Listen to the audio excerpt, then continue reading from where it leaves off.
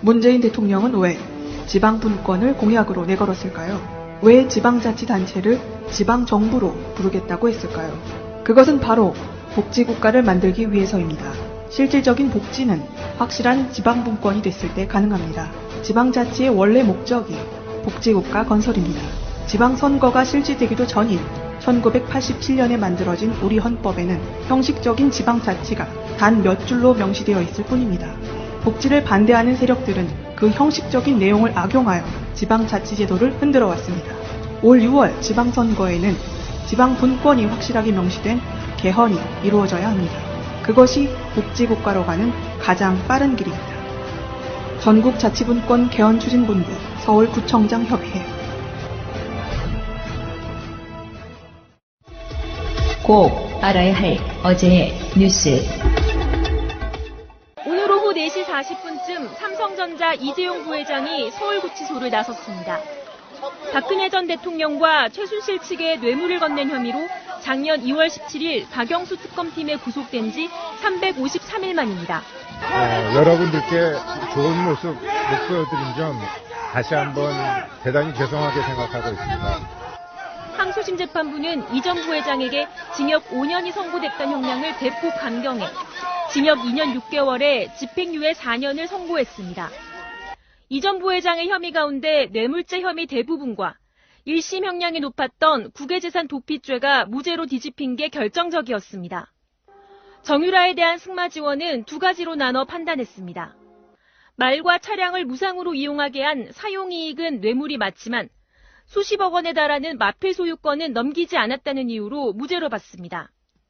또 최순실이 실질 지배한 한국동계스포츠영재센터에 후원금 16억여 원을 준 것도 1심과 달리 무죄로 판단했습니다.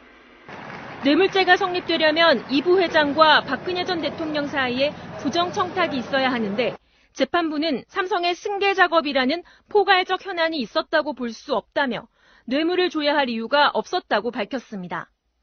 삼성이 정유라 씨 승마 지원을 위해 독일로 78억여 원을 송금한 것도 범죄 의도가 없었다며 재산국외 도피죄를 인정하지 않았습니다.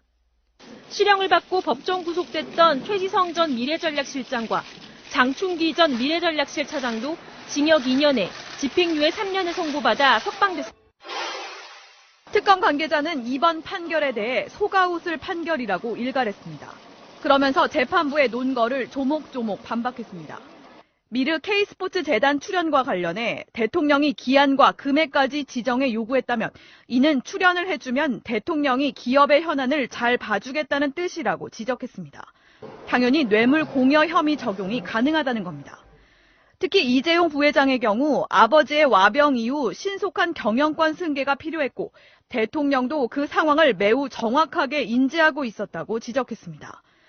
당연히 경영권 승계를 매개로 한 돈이 오갔고 단순 수뢰든 뇌물 공여든 다 성립하는데 이를 정경유착이라고 하는 건 당연하다는 게 특검의 입장입니다. 재판부가 내놓은 사용이익 뇌물 개념은 뇌물 액수를 줄여주기 위한 술책에 불과하다고 일축했습니다.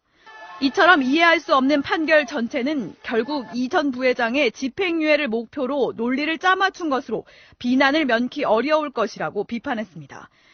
특검 관계자는 또 이번 판결로 정경유착 부패가 죄가 되지 않는다고 판시해 앞으로 동종의 범죄를 부추기게 됐다고 꼬집었습니다. 안미현 검사는 지난해 춘천지검 부임 당시 강원랜드 채용비리 수사를 하는데 상부에 외압이 있었다고 주장했습니다. 지검장이 김수남 당시 검찰총장을 만난 뒤 갑자기 최응집 전 강원랜드 사장을 불구속으로 재판에 넘기라고 지시했다는 겁니다. 부장검사로부터는 청탁자 명단에 있던 권성동 자유한국당 의원 등에 대한 증거를 삭제하라는 지시를 받았다고도 했습니다. 안 검사는 권 의원 외에도 현직 고검장이 수사팀에 압력을 행사한 정황이 있다고 말했습니다. 이에 대해 권 의원은 JTBC와의 통화에서 검찰총장을 포함해 누구에게도 압력을 행사한 적이 없다며 법적 대응을 준비하겠다고 해명했습니다. 자, 또 새로운 한 주가 시작됐습니다. 같은 한 주가 시작됐습니다. 예를 들어서요. 나오신 분들 소개해드릴게요. 같은 한 주가 시작된 유명종님. 열받아서 지금 눈에 핏기가 서 있는 유명종입니다. 바로 앞에 먹이를 둔 굶주린 사자 같은 느낌? 워워워워. 명종님 때문에 쫄아있는 야수입니다. 안녕하세요, 마차입니다. 예. 이 태도 같으면은 우리 마차님이 최순실이고 그리고 야수님이 이재용 같은 느낌이에요. 자, 바로 가겠습니다. 이재용 집행유예 석방. 아, 나 진짜 대한민국 사법부의 형량 대박연세일이 시작됐습니다. 제도로서의 민주주의가 흔들리고 구타는 일은 이제 없습니다. 민주주의가 밥이고 밥이 민주주의가 되어야 합니다. 자, 이게 이재용 박연세일부터 시작해가지고요. 이재용과 관련돼 있는 삼성그룹 임원들에 대해서도 한꺼번에 박연세일이 됐고요. 네. 이게 더해지면 어디까지 가냐면 박근혜 최순실까지 박연세일이 이어집니다. 이게 제일 열받는 게요. 법정 형량이 가장 센 재산 국외도피죄는 전부 무죄. 실제로 승마 지원한 것만 일부 유죄 이렇게 됐거든요. 사실상 다 털어져 버린 거예요. 우리나라 기업인들, 대기업 재벌들 일가족들한테 큰 희망을 안겨준 그런 판결이죠. 그러니까 명종님의 분노가 이해가 되죠. 같은 판결이죠. 예. 판결 전체를 좀 우리 민정수석께서 소개를 좀 해주세요. 이야기 쉽게. 자, 이게 지금 항소해서 2심으로 올라갔는데요. 2심 재판부는 나중에 따로 얘기하겠지만 간단하게 얘기하면 특검, 검찰 측에서 주장하는 내용과 변호인 측, 이재용 변호인 측에서 주장하는 내용을 다 듣고 결론을 내린 거는 이재용 측 변호인이 얘기하는 게 맞습니다. 그리고 그대로 읊었어요. 그렇죠. 딱 그 느낌이었어요. 네, 딱 그대로 읊었고요. 또 한 가지 특이한 점이 있습니다. 1심도 열받았거든요. 징역 5년. 이게 말이 돼? 그랬거든요. 원래 검찰이 구형한 거는 구형량이 12년인가 그래요. 그런데 1심에서 5년을 내렸어요. 굉장히 이거 짜게 내려준 거예요. 1심도 열받았는데 2심에 와서 형량이 2년의 집행유예예요. 집행유예 4년. 그 의미가 없어요. 몇 년인지는. 징역 2년형의 집행유예를 내렸다는 거는요. 징역 2년형은요. 이재용이 갖다 바친 뇌물의 액수가 1억 원이 안 된다는 얘기예요. 그러네. 몇 천만 원을 줬다는 얘기예요. 대기업 삼성그룹이 대통령한테 몇 천만 원 뇌물 줘서 그걸로 걸린 거예요. 결론은 이렇게 된 거예요. 근데 이게 예상이 됐어요. 징역 5년을 1심에 선고한 이유가 대개의 사람들이 법 전문가들이 집행유예로 꺼내주려고라는 그렇게 인식을 했었단 말이에요. 뭐 징역 한 7년, 뭐 징역 10년 이렇게 나왔으면 그렇게 못 나오거든. 그러니까 전체적인 큰 맥락에서 보면 삼성의 이재용은 나 박근혜한테 권력으로 억압당한 피해자야 이런 느낌이 없지 않아 있어요. 그 전략으로 쭉 갔고 쌍방 뇌물죄 한쪽에서는 뇌물을 주고 뭔가 대가를 얻고 한쪽에서는 뇌물을 받고 뭔가 특혜를 주고 뭐 이런 방식으로 가려고 하는 뭐 그런 구조가 전혀 없는 건 사실 아니지만 삼성이 박근혜 정권에게 잘 보이지 않는다고 해서 기업이 망할 정도라고 생각하진 않아요. 지금 제가 봤을 때는 삼성과 박근혜 같은 정부의 위치는 동등하다고 봅니다.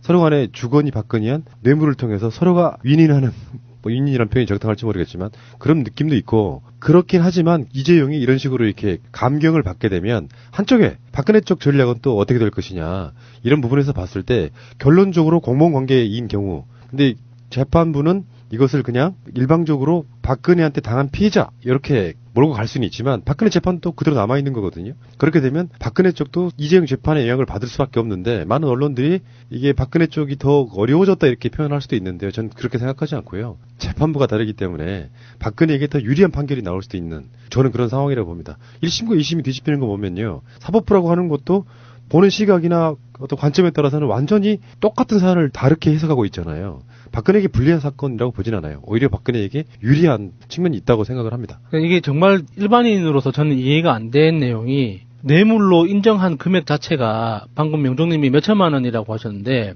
그 말 몇 마리 사주고 하는데 들어갔던 수십억은 뇌물이 아니고 그 말을 이용함으로써 얻은 이익만 뇌물이라는 거예요. 나 사실 그 말이 무슨 말인지 이해가 안 되더라고요. 그러니까 사용료만 뇌물로 인정했다는 얘기야. 정유라의 고백 비슷한 것도 있었잖아요. 엄마가 이거 네 거라고 생각하고 써라 했다고. 결국은 이재용 자체는 이런 걸 해서 얻을 수 있는 이익이 수조 원에 가까울 텐데 말 몇 필 정도를 그냥 빌려줬다고 임대한 거야 이게. 그러니까 이번에 2심 판결 근거로 그 말을 바꿔보면 이런 거잖아요. 내가 뭐 공직자라고 치고 내가 누군가한테 100억 원을 뇌물로 받았어요. 그래서 100억 원을 안 쓰고 냅뒀어. 그래서 그 100억 원으로 인해서 발생하는 이자만 사용했단 말이죠. 그러면 내가 받은 뇌물은 그 이자만 뇌물이라는 뜻인 거예요. 그게 말이 되는 거예요. 그게. 더 쉽게 말씀드릴까요? 자, 삼성 이재용이 이제 앞으로 정모 판사라는 분에게 전용기를 왜 정형식이라고 말을 못해요? 그 부장판사 얘한테 자 보세요 이제 앞으로 자 이 정판사 정형식의 그 부장판사에 놀리면 이재용이 정형식한테 전용 비행기를 세스나 비행기를 사줘요. 그런데 소유권을 안 줘. 평생 이거 써? 그냥 네. 타고 다녀. 그런데 네. 정형식이 공무상 너무 바빠가지고 제주도 갈 때 한 번 이용했어요. 그러면 사용료 한 1,000만 원. 그러면 이건 집행유예예요. 이렇게 되는 거예요. 이 판결의 내용은 핵심은 이겁니다. 네.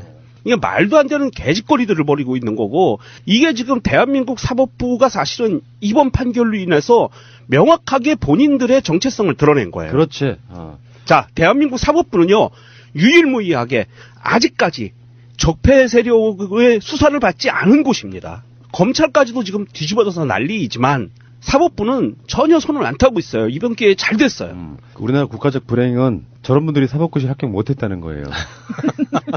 정말 말도 안 되는 건데 이 부분에 대해서 차근차근 좀 돌아보자고요. 뭐 흥분만 하실 것이 아니라 어차피 대법원이 좀 남아 있기도 하고요. 여러 가지 부분에서 이게 이를테면은 욕을 먹더라도 이재용에 대해서는 확실하게 털어주고 간다는 의지가 적용됐다고 보는 거예요. 솔직히 말씀드려서 사법부에 삼성 장학생이 있다는 여러 가지 의혹들은 있잖아요. 이건 뭐 팩트죠, 팩트. 대한민국 사람 누가 없다고 생각하겠습니까? 그러니까 지금 막말로 얘기해서 지금 이재용 판결을 내린 사법부 현재 사법 2심 재판부는요. 삼성 법률지원팀 서초동 지원이라고 얘기하면 될 것 같아요.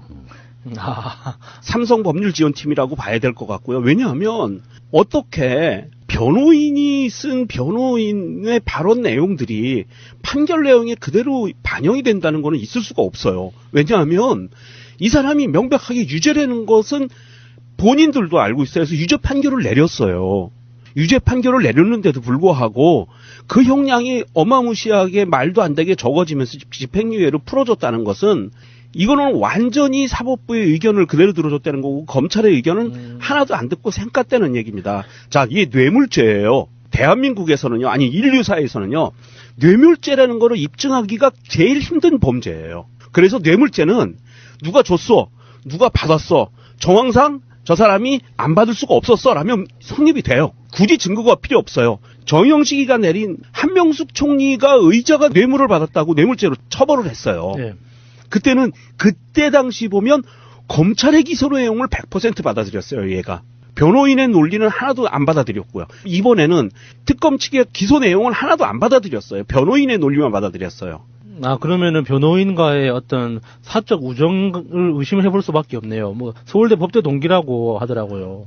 사적 우정이라고 보기에는 이 정영식이 고등법원 판사의 이게 철학이고 소신이다. 삼성이 없으면 대한민국이 망한다라는 소신을 갖고 있을 거고, 그런데 당신이 잘못 내린 거는 판결을 당신이 이재용 집행유예를 내보내주는 순간 삼성 주가가 떨어지기 시작했어요. 삼성 주가가 내려갔다니까 이재용이 풀려나니까? 그 액면 불안의 효과라고 설명하는 일부 네티즌도 있습니다. 이재용의 액면 불안의 효과가 판결에 영향을 미쳤다 이렇게 하는 사람도 있긴 있는데 그건 뭐 증거로 이야기를 할 수는 없고 잠시 후에 영차독대 이야기하겠습니다. 특검 입장에서는 결정적인 한 방으로 빼도 박도 못하게 증거로 내민 것이 영차독대. 대구 창조경제혁신센터 개소식에서 이재용하고 박근혜가 독대가 있었다. 그래서 부정한 청탁을 대가로 승마 관련 지원을 하기로 했다. 근데 이때 독대 시간이 5분에 불과해서 검찰이 9월 12일 날 한 차례 더 독대한 것이 있다는, 그게 이제 2014년이에요. 있다는 영차 독대서를 제기했었는데 이게 지금 김건훈 그 당시 청와대 비서관의 메모하고요.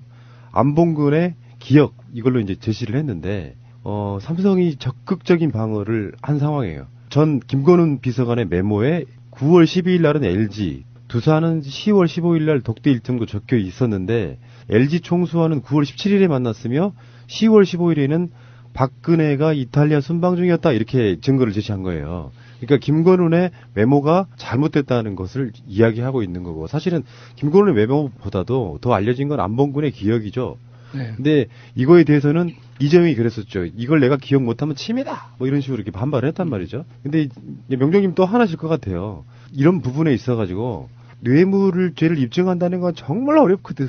그러니까 이게 사안마다 특검이나 검찰에서 그 제시했던 공소장에 기입했던 내용들 자체가 한 줄 한 줄에 대해서 사실관계를 증명하는 그 검찰의 의무가 분명히 있지만 재판부에서 봐야 되는 건 기본적인 상황인 거잖아요. 뇌물죄에서.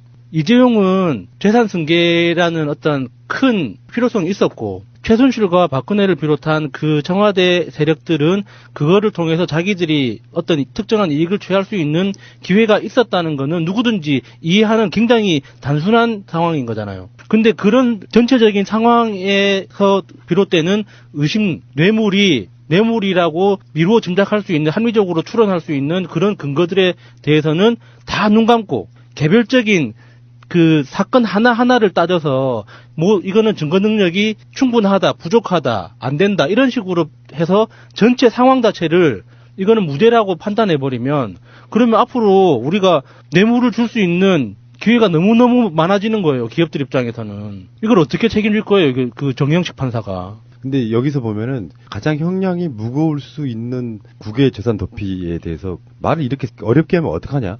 뇌물 공여자인 피고인들이 용역 대금에 의해서 소비하거나 축적하거나 지배 관리했다고 볼 수 없다. 이걸 일반인들이 얼마나 알아먹을까요? 이렇게 국민을 기만한다니까요.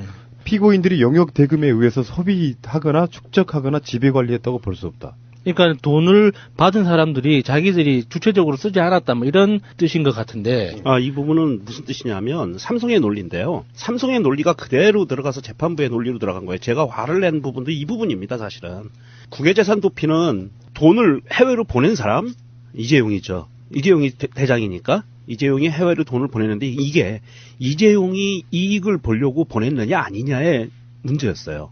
그런데 삼성 측의 논리는 이재용이 이것에 대해서 이익을 볼 게 아니다. 삼성은 오로지 주장하는 건 이건 이미 보내버렸으니까 이재용 거가 아니야.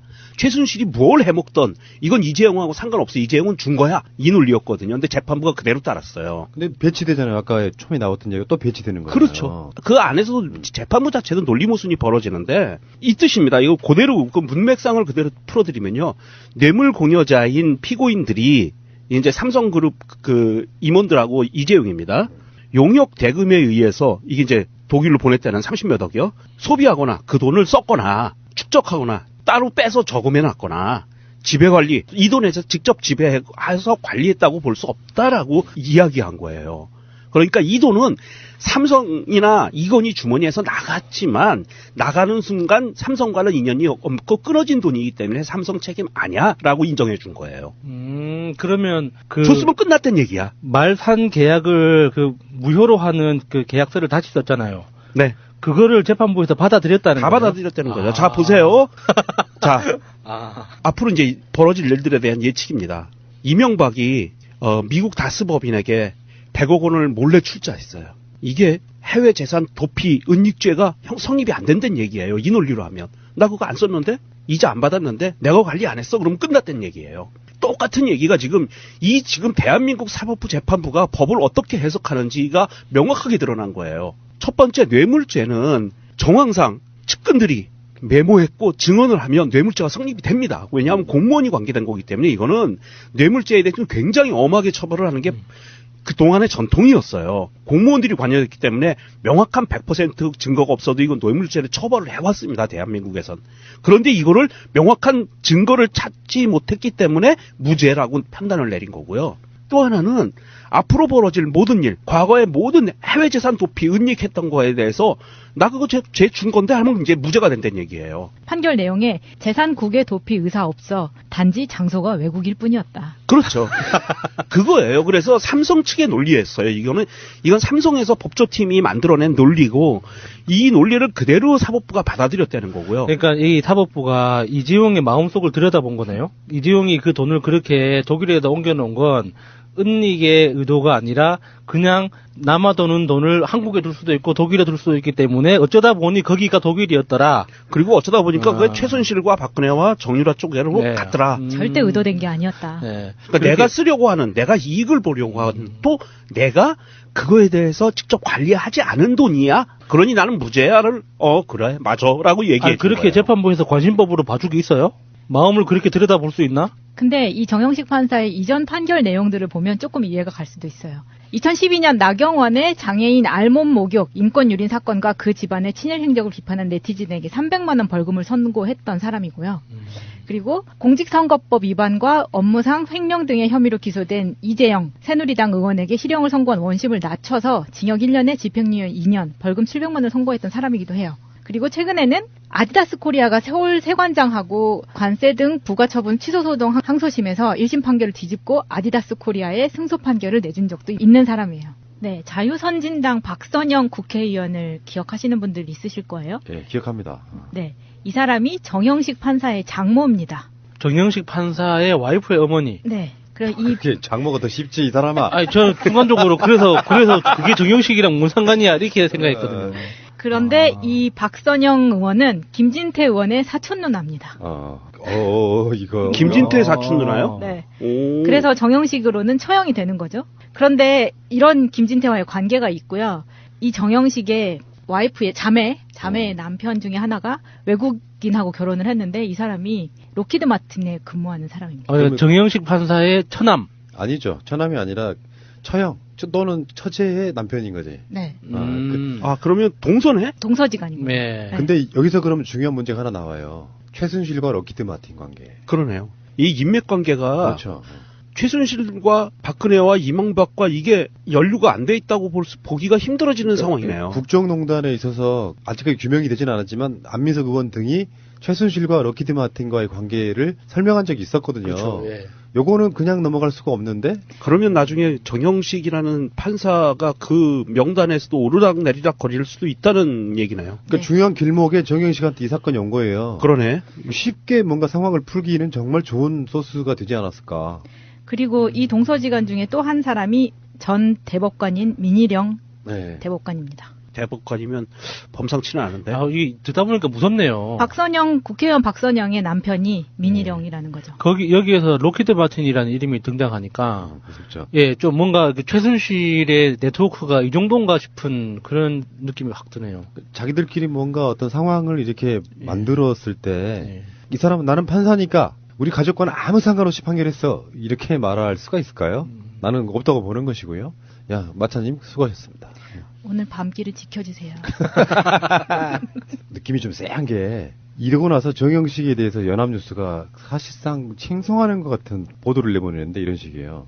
이재용의 집행유예 선고한 정영식 부장판사 4개월간 재판, 야간 재판 없는 효율적 재판 진행, 신설된 재판부 이끌어 차분하고 세밀한 스타일, 사대의 지도층 뇌물 사건 2심 담당. 이 사람은 공정하게 했다 이야기하고 싶어하는 것 같은데 이게 그냥 보통 일이 아닌 게요. 예를 들어서 우리가 말하는 언론사든 사법부든 다 적폐가 있다? 이렇게 우리가 이야기해왔잖아요. 이 사건은 박근혜랑 연관이 있어요. 그 박근혜 사건과의 간단히 말하면 공범인데 박근혜가 20몇 개의 어떤 혐의가 있지만 그중에 가장 센 게 뇌물이거든요. 재벌들로부터 받은 뇌물 이런 거란 말이에요. 이재용이 풀려나는 상태에서 박근혜의 재판을 어떻게 할 건데? 물론 그 부분은 인정한 부분도 있어요. 그런 방식으로, 그러니까 이재용 쪽이 제3자 그러니까 예를 들면 최순실한테 뭔가를 주는 방식으로 해서 그 3자 뇌물 같은 거는 나름대로 인정을 했지만 나중에 이제 박근혜와 이재용, 박근혜와 무슨 다른 그룹들 간의 어떤 이런 관계에서의 큰 뇌물 같은 거 이런 것들이 상당히 좀 희석돼 버리는 상태로 박근혜 재판의 결과가 나올 거라고 보면 저는 이재용의 재판에 있어서 이런 결과를 내는 건 박근혜 석방 시도라고 보는 거예요. 박근혜가 뇌물죄에 관해서는 이재용과 비슷한 2년 정도밖에 안 나올 거예요. 왜냐하면 법리상 그래요. 돈 준 놈이 2년 받았는데 돈 받은 놈이 2년 더 받으면 안 되잖아요. 자체 삐처리했어요, 여러분. 어쨌든 이거는 좀 이번 이재용 2심은 아직 대법원 판결이 남았지만 대한민국 국민들이라면 이해할 수 없는 판결을 내린 거고요. 자, 이게 이재용이라는 사람이 삼성이라는 곳이 법인이 자본주의의 꽃이라고 할 수 있는 기업이잖아요. 상장기업. 주식회사란 말입니다. 그런데 이 주식회사가 과연 우리는 이렇게 봐왔어요. 예전까지 제가 하는 말대로 영리를 추구하는 기업이 과연 이익이 되지 않는 곳에 돈을 썼겠느냐. 이거를 기본으로 보거든요. 기업의 운영에서는. 그래서 기업이 엄한데 돈을 썼으면 이거는 뇌물 아니면 부정축제 횡령 배임 이쪽으로 봐요. 통상적으로 그렇게 봅니다. 그런데 이번에 삼성이 이재용이 박근혜, 최순실, 정유라한테 쓴 돈들은 횡령도 배임도 뇌물도 아니고 이거는 독립운동 자금을 기부한 거하고 똑같은 효과를 내버린 거예요. 재판부는 그렇게 봤다는 얘기입니다. 물론 앞으로 먼 훗날에 정모 씨라고 하는 사람 미국에서 살면서 우리 뭐 옛날 조상이 우리를 이렇게 잘 살게 만들어줬어라고 얘기할 수도 있어요.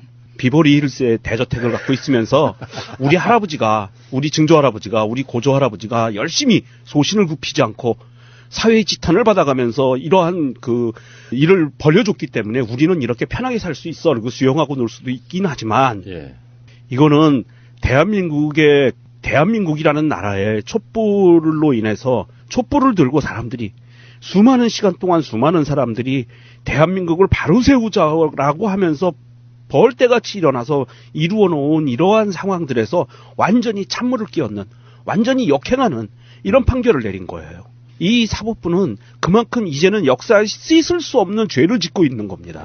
정영식 이야기를 조금만 더 하자면 요즘에는 이제 증거 자체를 굉장히 중요시하잖아요. 재판을 할 때 검찰의 주장보다 원칙적으로 이제 사법부를 좀 선진화시키자는 차원에서 여러 가지 중에 증거를 놓고 그 증거만 갖고 법정에서 나오는 이야기와 증거들을 중심으로 하자는 게 지금 사법부의 시대적 흐름이었어요. 수년 전부터. 근데 그 한명숙 총리 이야기 나올 때는 이 사람 정영식이 그걸 뒤집을 때 이런 거 있잖아요. 1심 법정은 증언, 그러니까 한만호 등의 증언을 통해 가지고 실질적으로 검찰이 했던 말들은 크게 비중을 두지 않은 채로 그걸 판단을 했고, 근데 정영식 자체가 검찰 진술에 무게를 둬서 유죄 판결했던 바로 그런 거거든요. 쉴드용으로 정현주 KBS 사장의 해임 취소 판결을 했던 사람이다. 그러니까 이 사람은 되게 공정하게 할 거야. 아니죠. 그 뒤에 숨어 있는 거. 어차피 그 당시에 해임 취소 판결을 내려도 정현주 사장은 KBS 사장으로 돌아갈 수 없었어요. 그래서 뭐가 더 하나 필요했냐면은 1심 판결 때까지 해임 효력을 정지해달라며 낸 집행정지 신청은 받아들이지 않아서 승소했지만 결국은 복직하지 못했거든요.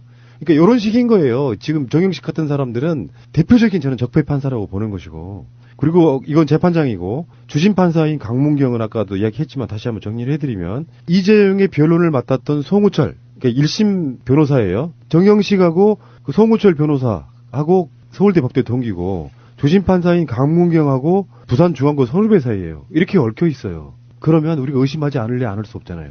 이것도 좀 법적으로 뭐 문제가 돼야 된다고 봅니다. 무슨 뭐 우리나라에서는 학연 지연 같은 게 있으면 배척할 수 있는 그게 정확하게 법으로는 명시돼야 된다고 생각해요. 그리고 이 배심제, 만약에 이게 배심원단 중심으로 내려진 판결이라면 이런 결과가 나올 수가 없죠. 100%이지, 100%. 징역 10년 나왔을 거야. 이게 아무리 법적 지식이 없는 사람이 보더라도 신문에 그동안 보도된 내용만 봐도 누가 봐도 명백하게 뇌물인 건데, 이게 그 전문가라는 사람들이 그 전문가라는 그 법적 지식 자체를 장벽으로 만들어서 사람들한테 이렇게 눈속임 한다고 해서 속아 넘어가는 게 아니잖아요. 너무 짜증나 진짜. 사람을 대놓고 무시하는 거잖아요. 법을 판단하고 평가하는 건 되게 복잡한 구조를 갖고 있어서 재판장이 어떤 의도를 갖고 시작하느냐가 결과에 결정적 영향을 끼쳐요. 이런 식의 어떤 인맥 구성이라든지 원래 지금까지 해왔던 이 사람의 재판 성향으로 보면 속으로 난 이렇게 생각했을 거라고 봐요. 삼성과의 관계를 떠나가지고 에이 뭐 그 정도를 그렇게 박근혜 대통령이나 이재용 부회장은 그렇게 나쁜 의도를 갖고 있는 사람들이 아니야라고 그렇게 생각하면 이거 다 무죄야, 솔직히 말하면. 그러니까 지금 이 2심 재판부에서 내려진 판결은요, 제가 정말 여러 단계에서 화가 나지만 최종적으로 마지막으로 한 가지 화나는 거는요, 뇌물이라는 것을 일부 뇌물을 인정했잖아요. 일부 뇌물을 인정했으면 이 사건이 그냥 사인이 말단 공무원에게 뇌물을 준 사건이 아니고요. 삼성이라는 거대 기업의 실질적인 지배자가 부정한 방법으로 부정한 짓을 하고 있는 대통령이라는 최고 권력기관을 향해서 100원이라도 뇌물을 준 사건이에요. 사용료 100원이든 100만 원이든 10만 원이든 준 거거든요. 그러면 재판부가 정말 원리 원칙대로 예단을 하지 않고, 예단이라고 하는 건 저 사람은 유죄 같아 무죄 같아 미리 판단을 하고 재판을 하는 거예요. 그거는 금지돼 있어요. 내가 보기엔 지금 이게 그래, 이게. 그렇죠. 근데 이런 예단을 하지 않고 재판을 했다고 하더라도, 그리고 원리 원칙대로 재판을 하고 증거에 입각해서 증인에 입각해서 공정하게 재판을 했다고 한다면 최소한, 정말 최소한, 마지막 최소한은요, 집행유예를 내리면 안 되는 사건이에요. 자, 그런데 이제 결정적으로 마지막 한 부분만 더 이야기하고 이 주제를 끝낼게요. 이렇게 결과가 나오면 있잖아요. 예전에 왜 이재용 구속 확정되면 와 하고 반대로 구속이 안 되면 와 하고 했던 뭐 기억들 나시죠? 대표적으로 흔히 말하는 관제 집회 지금까지 해왔던 그분들 입장에서는 희망을 갖게 생긴 거예요. 이제 우리 박근혜 대통령도 곧 석방되겠냐는 희망을 주는 거예요. 그 시그널이 그런 거거든요. 그러니까 정영식 판사가 뭐 정말 불평부당하게 전혀 나는 세상 여론에 신경 안 쓰는 법으로만 판단했다고 할지라도 이 정도 결과가 나오면요, 우리 국민들 입장에서는 이럴려고 우리가 촛불 들었나 하는 소리 나옵니다. 이재용이 이렇게 석방이 돼버리고 나면은 재벌 개혁 못해요 이제. 특히 이재용 석방될 때 그 표정. TV로 보신 분도 계실 겁니다. 비열하게 웃는 표정. 예. 그걸 우리는 쪼갠다고 하죠. 그러니까 웃음을 감출 수 없는. 그렇지. 지도 이제 웃으면 안 된다는 걸 알지만 그게 얼굴 곤욕이 지 마음대로 이렇게 따라주지 않는 그 감출 수 없는 그 터져 나오는 웃음, 미소. 그렇죠. 그게 진짜 이 나라의 정치적 현실인 것 같아요. 지금 적폐 세력들이 지금 그 문재인 대통령이 추진하는 여러 가지 정책들이나 정치권에서 추진하고 있는 적폐 처단 이런 그 여러 가지 추진 사항들에 대해서 가지고 있는 속마음, 너희들이 그래 해봐라. 해봤자 얼마만큼 하겠니? 라고 하는 그런 속마음이 정말 상징적으로 응축되어 있는 것 같았어요. 그 표정이. 제가 지난주에 방송을 하면서 설마 여기까지는 예상을 못했었는데요. 오늘에 와서 보니까 아귀가 맞아요. 어떤 부분이냐면 삼성 주식 50분의 1 분할한 게 이제는 톱니가 딱 맞아요. 무슨 말씀이냐면 그때 제가 방송 말씀을 드릴 때 삼성이 주식을 50분의 1로 분할하기로 했다라고 하면서 끝에 그런 말씀을 드렸거든요. 삼성의 승계 작업이 완료된 것 같다라고 얘기를 했는데 저는 오늘 이 집행유예 사건을 보니까 이미 보름이나 한 달 전쯤에 삼성 측에 이 집행유예가 내려질 판결 내용이 전달이 된 것 같고요. 전달이 됐기 때문에 그래서 주식 분할하는 것도 최종 결정을 하고 이렇게 순서대로 움직인 게 아닌가 싶은 의심도 사실 들어요. 자, 뭐 그거는 확인할 수는 없지만 확인할 수는 없지만 의심이 듭니다. 예. 알겠습니다. 근데 뭐 역사라는 게 또 뭐 일사천리로 수리대로만 가나요? 이렇게 또 이제 되돌리는 세력이 있고 또 그걸 또 국민이 이겨내고. 예, 그 조윤선 케이스를 기대해봐야죠. 그러니까요. 이제 대법원 가서 파기환송되면 이재용이 또 어떤 이야기를 꺼낼지. 예. 재명아 좋겠다. 내가 분명히 저번에 몇 달 전에 얘기를 했다고요. 나 같은 사람 만나서 좋은 친구 사귀어서 사회적으로 좀 각성 좀 하면은 좋은 기업가 될 수 있거든요. 그렇죠. 법원에서 나오면서 쪼개면서 그게 국민의당 A야? 자, 짧게 하나만 하겠습니다. 이것도 소송 이야기인데요. 이건 또 경우가 완전히 다른 재밌는 소송이시고요. 저는 평상시 때 유해 씨를 참으로 싫어했지만 이 정도 되면은 이제 우리가 좀 유해를 위해서 뭔가 우리가 좀 희생할 필요가 있어서 전 적극적으로 유해를 지금 섭외해서 인터뷰를 해보려고 그래요. 네, 류혜 씨 한번 출연해주세요. 류혜 아시는 분 어떻게 좀 연락해서 말 좀 전해주세요. 좀 캐스천코리아 gmail.com으로 보내주시면 됩니다. 유해 씨가 홍준표를 유해는 씨고요. 홍준표는 그냥 홍준표예요. 씨발. 유해 씨가 홍준표를 상대로 1억 원 손해배상 소송을 냈는데 그게 이제 성추행과 모욕을 당했다는 거예요. 그 내용을 떠나가지고 지들끼리 좋을 때는 뭐 지난해 6월달에 경북 경산체육관에서 전당대회 할 때 홍 대표가 내 손을 덥석 잡아서 그때는 되게 좋아하더만. 서로 누가 먼저 잡았네, 내가 잡았네 이렇게 논란을 했었는데 이거를 1억 원의 손배소를 이렇게 청구를 했잖아요. 그러면 이 결과 이런 걸 떠나서 내가 봤을 때 기각당할 수도 있고 떠나서 홍준표 입장에서는 되게 골치 아파지는 거예요, 이제. 유해가 홍준표의 발목을 꽉 잡고 있으면서 미투. 나도 홍준표한테 미투. 성추행 당했다, 뭐 성희롱 당했다 하니까 이런 거 있잖아요. 막 한참 잘 걸어가던 어떤 한 자연인이 저 물 밑에서 물귀신 같은 게 하나 나와가지고 발목 한쪽을 쫙 잡으니까 스텝이 그걸 꼬였다 그러는 거야. 꼬여가지고 MBN 나가 뭐 이렇게 되는 거거든요. 그러니까 홍준표한테는 유해의 문제를 계속 풀지 않으면은 이걸로 우리 이미지는 그렇잖아요. 홍준표가 큰 정치할 사람이 아니라 유해 같은 애들하고 계속 공방을 주고받아야 되는 그런 상태로 몰고 가면 홍준표 입장에서는 그게 정치적으로 엄청 부담되거든요. 그래서 나는 유해를 열사라고 보는 거예요. 우리 입장에서는 좋죠. 아니 저는 류여해 씨에게 발음이 너무 힘들어요. 류여해 씨에게 한마디 좀 보충해서 충고를 드리고 싶은 게 그날 그냥 그렇게 손 덥석 잡은 거 하고 뭐 이렇게 이상한 말로 명예훼손 모욕한 거 말고요. JTBC 뉴스룸 같은 데 나가가지고 손석희하고 인터뷰를 하세요. 미투를 하면서 그러네. 뒤에서 벌어졌던 일 혹시라도 있었다면 그거를 까발리셔야 돼요. 그래야 본인이 입지가 제대로 쓰고요. 재판에서도 당당하고 갑의 위치로 올라설 수 있어요. 우리가 다 봤던 내용 말고. 근데 이거는 이제 서지현 검사랑 약간 다른 케이스잖아요. 본인이 같이 할 때는 사진도 이렇게 그때 당시의 동영상이 기분은 있어. 네, 그때 당시의 기분은 좋아 보였단 말이에요. 그러니까 내가 얘기하는 거야. 다른 걸 퍼뜨려야 된다. 아니, 좋은 척 했을 거예요. 지금은 이렇게 이야기를 해야 된다니까. 그 당시에도 불쾌했지만 상황상 좋은 척을 했어야 됐던 어떤 그런 감정적 폭행까지 당했다. 그렇지. 이렇게 해야죠. 그런데 자유한국당에서 당내에서 이런 성추문에 대해서 항상 입 다물고 있었던 게 자유한국당의 여성 의원들이었었거든요. 근데 유여해는 이런 면에서 보면은 뭔가 입지전적인 인물인 거죠. 아, 최초 자유한국당류의 최초의 내부고 벌차. 네. 근데 이분은 진정성은 없지. 만약에 지금도 최고위원이라고 하면 요거 서지현 검사 쪽 관련해 갖고 엄청나게 또 다른 식의 그러니까 말을 했을 거예요. 진정성 있다고 해줍시다 지금은. 그런가요? 그런 거 아니겠습니까? 예. 진정성의 상징 우리 유해 열사님 꼭 싸워서 이겨주시기 바라고요. 네. 어쨌건 홍준표가 지금 MBN을 아예 부수도 다 빼버린 상태로 지금 가고 있는 상태고, 지금 홍준표는 또 유해한테 소송당했지만 홍준표는 MBN을 상대로 소송을 하고 있는 이 꼬리 물기 소송 이런 게 있거든요. 그 MBN 자체의 입장에선 그래요. 이런 측면이 있잖아요. 언론에 관한 부분은 소송으로만 해결될 수 있는 문제가 아니에요. 소송의 어떤 순서는 어떻게 돼야 되냐면, 언론은 하루에도 수도 없이 많은 보도들을 쏟아냅니다. 그중에 오보가 나올 수는 있어요. 그러면 가장 먼저 해야 될 일이 거기에 대한 정정 보도를 한다거나 사과를 해야 되거든요. 거기까지는 MBN이 했단 말이에요. 근데 그 상태에서 다 고소고발 건으로 가버리면 그 대상이 우리 같은 일반인이 아니고 현역 정치인들이고 공당의 대표고 그렇잖아요. 그러면 그 효과로 다른 언론사들이 함부로 비판을 못하게 되는 효과 때문에 언론을 길들이려고 한다는 비판에 직면해 있는 거거든요. 예를 들어서 지금의 여당이 민주당이 청와대가 오보 하나 냈다고 지금도 청와대 관련한 민주당 관련한 오보들 사실상 거의 매주 쏟아져 나오는 게 있어요.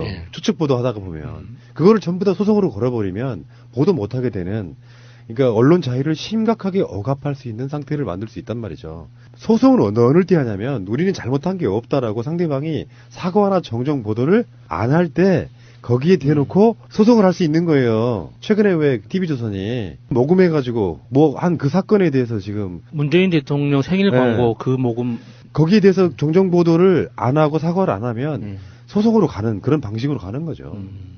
자, 어쨌든 지금 벌어지고 있는 상황이 제가 보기에는 스탠스가 참 애매해요. 류여해 사건하고 MBN 사건이 제가 취해야 될 스탠스가 평소에 그렇게 미워하던 류여해 편을 들기도 좀 얼굴이 뜨겁기도 하고, 사실 MBN 편 들기도 뜨겁기도 해요. 똑같은 것들이었기 때문에. 그런데 이제 어쨌든 저렇게 안에서 자중질환이 벌어지는 것을 보면 꼬시기도 하고. 그런데 홍준표가 이렇게 이런저런 변명을 하면서 늘어놓는 것 중에 이게 MBN 출입 금지가 진주의료원 폐업 맥락에서 추진한 거다. 진주의료원에 무슨 많은 문제가 있어서 무슨 예산도 뭐 계속 적자가 나고 하니까 이게 합리적인 판단이어서 그 폐업을 추진한 거고, MBN 출입 금지도 그런 합리적 판단을 바탕으로 내린 거니까 끝까지 가보겠다 뭐 이런 이야기를 하는 와중에, 그래서 내가 그 경남도에 있던 그 빚 1조 4천억을 내 임기 기간 동안 제로를 만들었다. 뭐 이런 개구라를 또 하나 쳤거든요. 이거 예전부터 말 많았잖아요. 그거 완전 개구라입니다. 1조 4천억 빚이 아직도 있습니다. 경남도 이름으로 있는 게 아니라 경남도 밑에 있는 각 시, 구 이름으로 분산돼서 장부만 바뀐 거지 그 빚은 그대로 있어요. 그러니까 홍준표가 예전에 제천 화재 때 경남도의 지 임기 동안 화재 사건이 없었다고 말했던 그 거짓말이랑 똑같은 거거든요. 아, 그렇게 각 지방자치단체로 빚을 분산시켜서 은닉시켰다. 그렇죠. 그게 분산, 그러니까 이름만 바꾼 거예요. 그 돈을 줘야 되는 계정을 바꿨군요. 예. 그거는 그럴 수 있죠. 경남도청에는 채무가 없다 이런 식의 논리를 만들어낸 거고. 이거 부채 은닉 혐의인데. 근데 지금 이게 뭐 진주의료원 폐업해가지고 사실상 1년 안에 40명 돌아가셨거든요. 예. 약자들을 상대로 한 것으로 예산 절감해가지고 채무제로 만들었다고 하는 이 자체는 정말 하지 말아야 될 뜻인 거잖아요. 그래서 무상급식 안 하겠다고 버티면서 그 무상급식 한 그 비용을 아끼고 이런 세상에 멍청한 짓, SOC 사업 같은 거 안 하면 되는 부분 같은 것들을, 그러니까 요거는 뭐 말도 안 되는 거고, 이 자체가 홍준표가 얼마나 또라이인지를 그냥 좀 보여주는 문제라고 보고요. 이제 홍준표가 이런 부분이 있는 거죠. 정말 보수 수구층에 계시는 그 나이 드신 분들이 보기에는 참 우리 도지사 추진력 있네 하는 것들이 있잖아요. 거기에 그 추진력을 내가 합당한 형태로 쉴드를 치려면 거기서 끌어들이는 게 사실상 약자인 노조거든요. 노조를 끌어들여서 빨갱이들이, 그래서 지금 KBS나 MBC도 노용방송이라고 몰아가는 이유가 홍준표 이런 방식이란 말이에요. 노조들 때문에 못 해먹겠다. 그 노조들하고 싸우는 형태로 확실하게 자기 스스로가 이렇게 전선을 쫙 만들어주는데, 홍준표 편에 서시는 분들이 노조와 똑같은 약자분들이 편을 들어줬던 그런 시대가 있었던 거고요. 이것도 진주의료원 폐업 맥락에서 추진한다. 정말 얕은 수 있잖아요. 네. 논리적으로 말이 안 되는 소리, 이런 개소리라고 있는지 참 이해가 안 가고요. 민사소송이 완결될 때까지 MBN과 누가 정당한지 여부를 가려보겠다. 이게 뭐야, 이게 지금. 그 민사가 완료될 때까지 그 정당이 남아날까요? 그러니까. 그 정당이 없어질 것 같아요. 이게 그래서 아마 민사소송이 끝나지 않을 것 같습니다. 세상에 알리고 싶은 것들은 굉장히 많습니다. 언론의 어떤 한계랄까요? 공간은 좁죠. 그래서 세상이 꼭 알려야 되는 이야기를 좀 하려고 합니다. 제2의 가습기 피해자라고 불리우시는 분들인데, 가습기 피해자 분들도 새가 날아든다를 통해서 세상에 가장 먼저 알려졌던 바로 그런 느낌이 있기 때문에 이 사건이 꼭 해결되기를 바라는 마음에서 나오신 분들을 소개를 해드리겠습니다. 자, 일단 소개를 해드리고요. 사건은 다시 말씀드릴게요. 안양시 의회 의원이신 김선아 의원님 나오셨습니다. 네, 반갑습니다. 예, 어서 오시고요. 더불어민주당이시네요. 네네. 조적분들은 왜 이런 데 안 나오실까요? 아이, 구의원이나 시의원이나 하시는 분들의 생각이 다를 거예요, 분명히. 뿌리도 네, 다를 거고. 네. 자, 다음에 안양의 LG빌리지 전 입주자 대표장이신 유완형님 나오셨습니다. 어서 오십시오. 예, 안녕하세요. 반갑습니다. 예, 어서 오시고요. 그러니까 제가 초반에 제2의 가습기 피해자 뭐 이런 말씀을 드린 게 어떤 이유인지, 일단은 우리 그 의원님께서 네네. 사건 개요를 좀 조금만 설명을 좀 해주세요. 어떤 사건이길래 지금 이게 인터뷰까지 나오게 되셨나, 그 이야기를 해주셔야죠. 네. 만안구 속수 이동에 그 연현마을이라는 곳이 있습니다. 연현마을? 예, 네. 연현마을. 그곳에 1967년도에 그 서울 성수동에서 제일 탄소로 이제 허가를 내가지고 저희 안양시에 1984년도에 그 이제 업종을 변경하면서 이제 들어왔어요. 서울에 있던 공장이, 예, 아스콘 공장이 안양의 연현마을에 들어왔다 이거죠? 예. 아스콘이 뭐예요? 아스콘은 이렇게 우리 그 도로 포장, 예. 예, 도로 포장을 하는 것 보고 아스콘이라고 합니다. 아스팔트와 콘크리트의 줄임말. 예. 네네. 그걸 만드는 공장이 연현마을에 들어왔는데, 네네. 그 이후에 엄청난 일들이 벌어졌다면서요? 네네. 이제 2002년도에 그 골체 재취업으로 아마 그 종로 구청에다 이제 허가를 받아요. 예. 그러면서 그 2002년도에 그 저희 이제 연현마을 LG 빌리지라는 곳이 입주를 합니다. 2002년 5월 달에.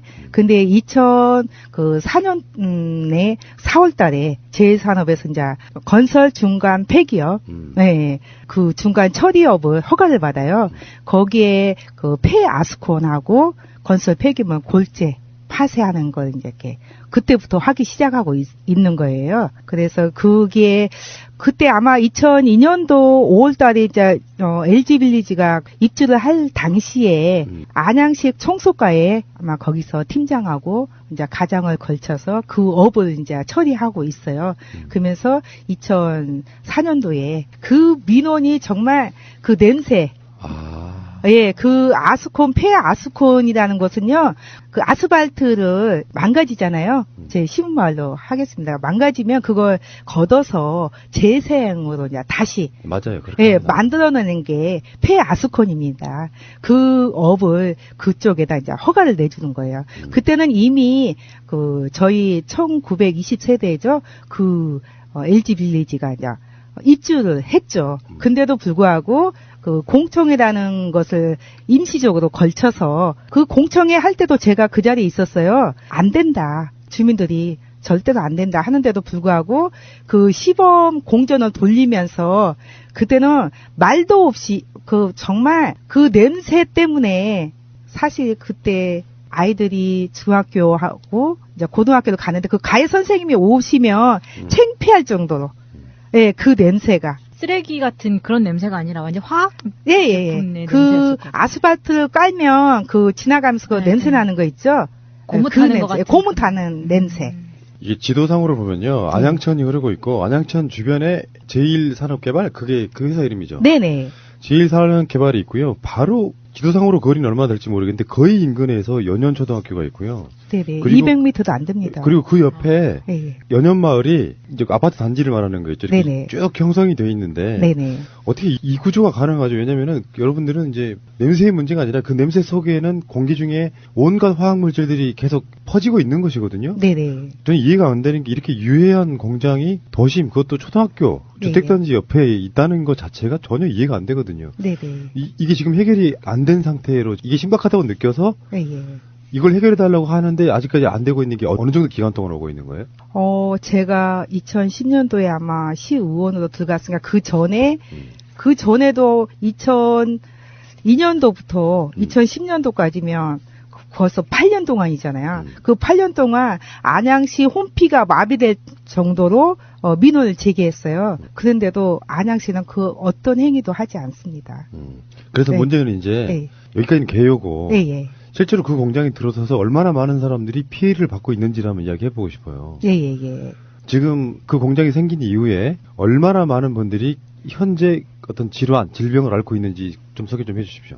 공식적으로 암이 걸리신 분들은 그 비대위 어머님들이 구성이 돼서 뭐 이렇게 해소하는 게 아마 600 몇 건을 해소했나 보더라고요. 그 중에 80%가 다 아프다. 암은 암이 있다. 그러니까 아프지 않은 사람은 설문지 자체도 기재하지 않았어요. 제가 보기에. 근데 이제 그나마 그 중에 이제 좀 몸이 아프다 어쩌다 하는 사람들이 설문지를 낸 거예요.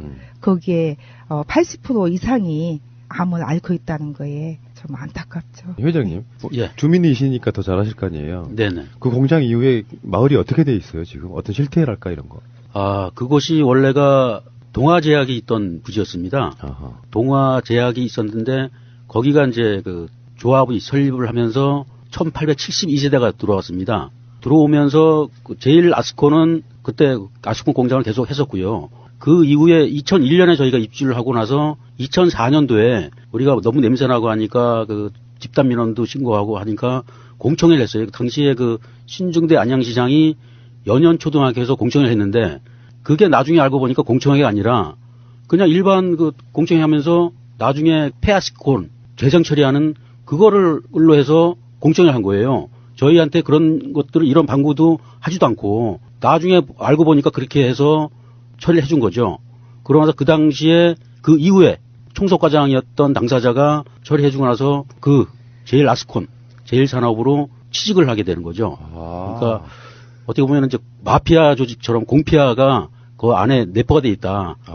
그렇게 해서 처리가 되면서 그런 것들이 보면은 아스콘 냄새가 보면은 아까도 말씀드렸지만은 냄새가 막 고무탄 냄새처럼 매캐하고 또 새벽 같은 경우는 야간에 많은 작업을 하다 보니까 하절기에는 주민들이 다 베란다 문을 열어놔요. 소음도 만만치 않게. 소음도 있지만은 쾌쾌한 냄새 때문에 아주 굉장히 기분도 안 좋은 그런 거죠. 또 발암물질이 항상 내포돼 있으니까 그것을 안양시에 신고를 해도 늘 뭐 보이지 않고 잡을 수 없고 채집이 안 되는 상태다 보니까 계속 헛바퀴 돌듯이 그렇게 지금까지 와 있는 상태입니다. 이해가 안 가는 게 지금 환경의 중요성 같은 게 이렇게 중요하게 인식되는 시기에 초등학교 옆 주택 단지에 말씀하신 것 중에 벤조피렌? 네. 이거는 1급 발암물질이라고 하고요. 이게 벤조피렌이 지금 그 공장에서 나오고 있는 게 확인된 상태예요? 네네. 그럼에도 불구하고 지금 그게 돌아가고 있다고요? 대기환경법은 이제 경기도에서 그 이제 허가권이나 그 채취권을 이제 가지고 있어요. 그래서 거기서 지금 발암물질이 벤조피렌이 나와서 중지를 지금 이제 하고 있는 상태죠. 지금 상태에는. 현재는? 예, 현재는. 근데 그런 공장을 도심에서 돌리고 있다는 것 자체도 이해가 안 가고요. 네네. 그럼 현재 아까 말씀하신 게 600명 정도라고 말씀하셨나요? 예. 그 환자가? 그중에 가장 중증은 뭐 암에 걸리신 분도 있는 거예요? 네네. 저 제일 친한 이제 자매님이 계세요. 자매님이 계시는데 지금도 그분하고 이렇게 같이 사실 이 자리에 오려고 했는데 그분이 지금 너무 아파서 이 자리에 올 수가 없었어요, 사실은. 근데 그분이 이제, 자기 남편도 담배도 피우지도 않고 그 어떤 자기가, 깨끗하게 살고 있는 상태에서 아무래도 재산은 같다. 몇 년 전부터 저한테 하소연을 하시더라고요. 그래서 이렇게 이제 다니다가 그 아파트 안에서 이제 우연찮게 만나면 저를 붙잡고 우는 거예요. 저기 재산업 가서 좀 뛰어내리고 싶다. 그래야 나로 인해서 나는 이렇게 가지만 다른 사람들은 좀 구조가 되지 않겠냐. 그러면서 이렇게 그런데 오늘도 같이 오기로 했는데 사실 그분이 동참을 못했습니다.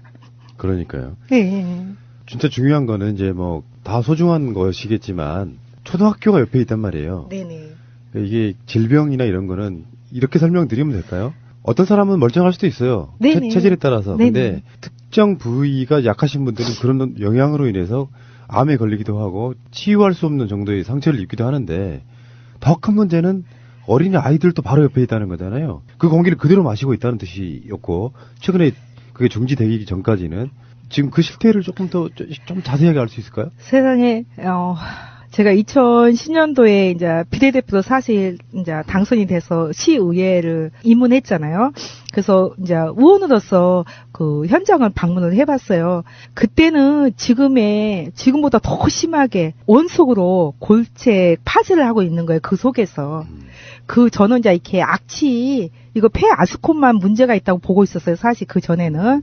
근데 이제 현장을 가서 보니까 원석 자체를 골체 파쇄를 하는데 그건요, 입자 자체도 없어요. 그냥 우리 눈에 보이지도 않아요. 제가 이제 다처럼 안경을 끼고 있는데 그 돋보기를 약간 내밀면서 보니 그 뿌한 게 저희 연현마을 저희 LG빌리지로 이렇게 쏙 넘어가는 게 보이는 거예요. 그때부터 더 심각한 걸 사실 느꼈어요. 그것뿐만 아니라 그 초등학교가 아마 200m도 안 떨어졌어요. 150m나 떨어져 있어요. 그곳에 아이들이 정말 공부를 하고 있는데 거기에 정말 다 제 사람 말처럼 아니면 우리 안양시 말처럼 다 건강할 수 있어요. 근데 지금 뭔가 내가 몸이 약해져 있을 때 그 아다리가 돼가지고 흡입을 할 때 내가 폐암이 걸릴 수도 있고 먼지 그 입자 자체도 없는 그 먼지를 흡입했을 때 그 안타까움은요 정말 말로 할 수 없어요. 그래서 제가 이제 강하게 의해서도 이게 떠들고 있는데도 불구하고 그 누구도 그렇죠. 네. 역부족이시죠? 네, 관심 하나 가져주지 않고요. 그냥 역부족, 그래. 큰 바위에 내가 계란을 던져서 깨지는 그래서 제가 하는 말이, 그런다 할지라도 해야 된다.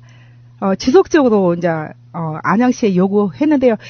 안양시에다가 민원을 제기하고 말을 하면 벌써 제3업에 통보가 되는 거예요. 거기에 이제 그 국장까지, 재정국장까지 역임한 분이 거기 이제 공장장으로 갔다가 부사장으로 갔다가 이제 사장까지 역임하고 그렇게 해서 안양시 집행부하고 다 연결돼 있는 거예요.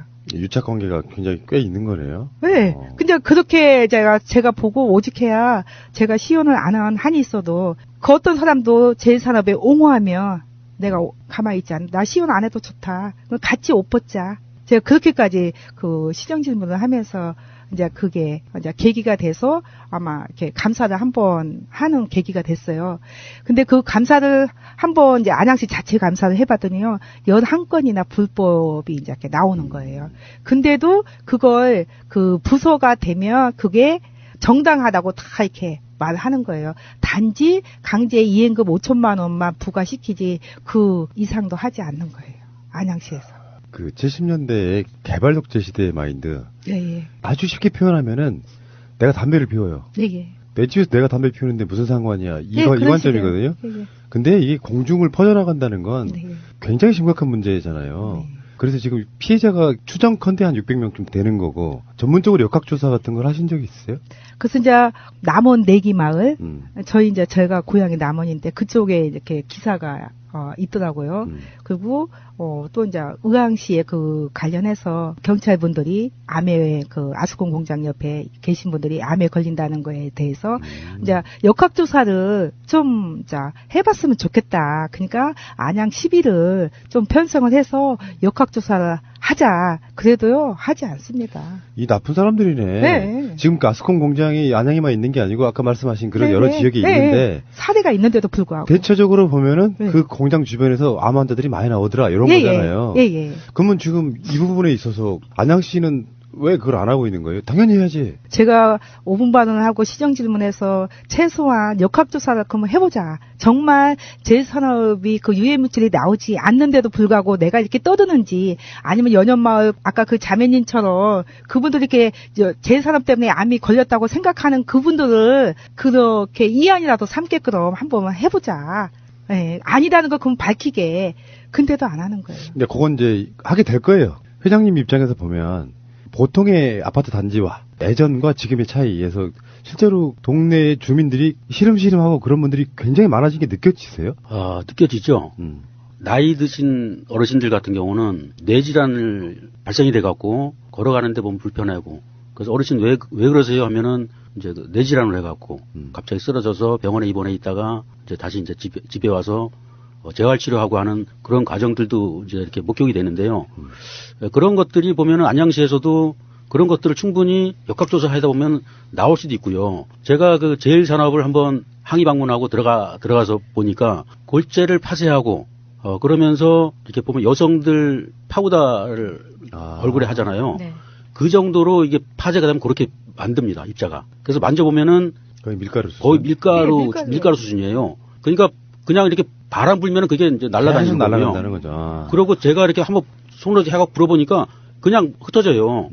그런 것들이 초등학교, 그러니까 50m, 그러니까 걸어서 뺑 돌아서 가면 한 150m지만은 직선거리로 따지면 50m밖에 안 되거든요. 근데 바로 옆이라는 이야기네요. 그렇죠. 그러면 바람 불면 그대로 들어온다는 얘기예요. 단지 눈에만 안 보인다 뿐이지. 그러면 그런 것들을 얼마든지 거꾸로 해서 역학조사를 해보면은 나올 수도 있고 또 주민들 그 베란다를 보면은 일주일에 한 번 청소를 하더라도요. 베란다에 그 이렇게 있고 또 방 안에도 이렇게 손으로 만져보면은 그 입자가 그대로 보입니다. 그런 것들을 얼마든지 안양시에서도 조사를 하고 그래서 그 성분을 조사를 해서 이것이 진짜 발암물질이 있는지 또 그런 것도 좀 확인을 해야 되고요. 또 국가적인 지금 재난이잖아요. 뭐 미세먼지를 해갖고 뭐 서울시에서도 시장이 뭐 오부제를 하겠다. 또 뭐 당일날은 뭐 차를 안 갖고 오면은 대중교통을 면제해 주겠다. 할 정도로 지금 뭐 국가적인 재난 상황인데도 불구하고 안양시에서는 현재 그냥 아무것도 안 하는 상태다. 안양시장님이 선거를 출마를 안 하시나 보죠? 왜 이렇게 배짱이실까요? 이제 보통은 시정이라고 하는 게 그 지역의 뭐 산업이나 이런 걸 발전하는 것도 있겠지만 다수의 국민들이 뭔가 피해를 입고 있으면 조금의 의혹이라도 있으면 시장이 먼저 나서야죠. 이렇게 요구하시는 시의원인데도 그거를 모른 척하는, 죄송하지만 안양시장이 당이 어디예요? 자유한국당입니다. 그럴 줄 알았어, 예. 내가.